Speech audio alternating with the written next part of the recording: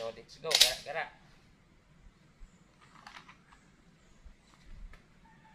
And bye.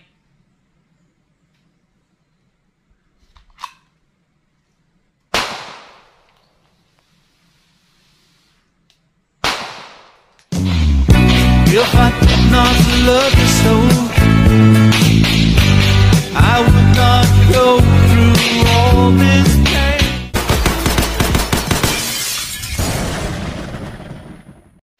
Hello, good morning mga kapatok.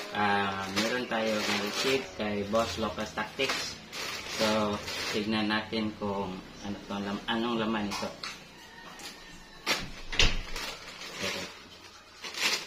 Hindi na dali. Robert Tactics. So,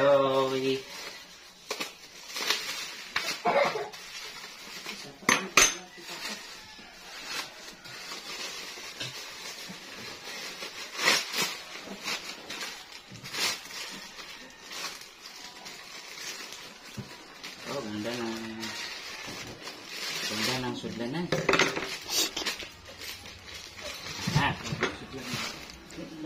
So, mga kapatok, ito ay isang Kydex holster na gawa ni Boss Locas Tactics. Tapos, ang holster nito, ito yata yung model na tinatawag niya na Corexman Tactics. So, Corexman holster pala. So, today is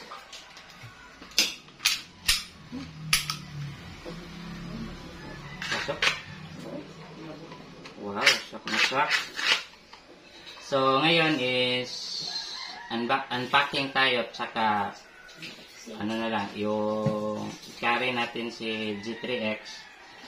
Tapos, dun muna yung review natin kasi wala pa tayong schedule sa range kasi medyo busy pa yung work natin. So, tingnan natin yung first impression ko mamaya. Pero ngayon is pogi. Kagaya no, sing pogi ng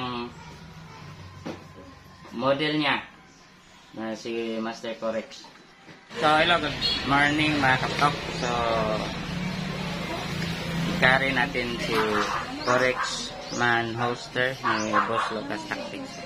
So, dito lang muna yung review natin kasi di pa tayo makapunta sa range kasi trabaho pa. So, this is my first draw sa Corexman Tactics. Let's go. So, yung sitting niya is galing pa kay Boss Locas. So, hindi ko pa siya binago. So, boss, maganda siya i-draw. Smooth. Hindi siya masabit. So, yung pagdukot ko lang is bali, yung thumb ko is nilagay ko sa rear side kasi nga yung pistol grip is nakalapat na sa belt. So, let's go. So, ito yung technique pag deep carry yung ginagawa natin mga kapatok.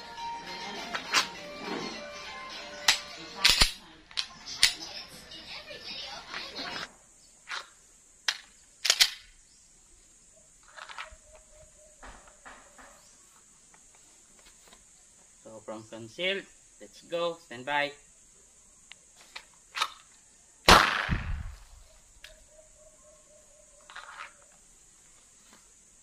One. 2.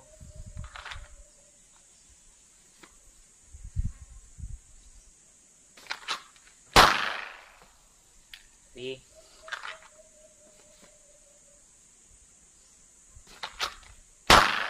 4. So, let's go. Contact front.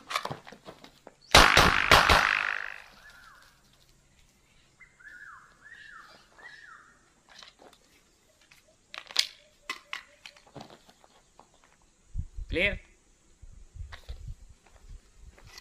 So, first run is smooth and draw. Tapos, meron tayong alpha delta. Tapos, 2 alpha.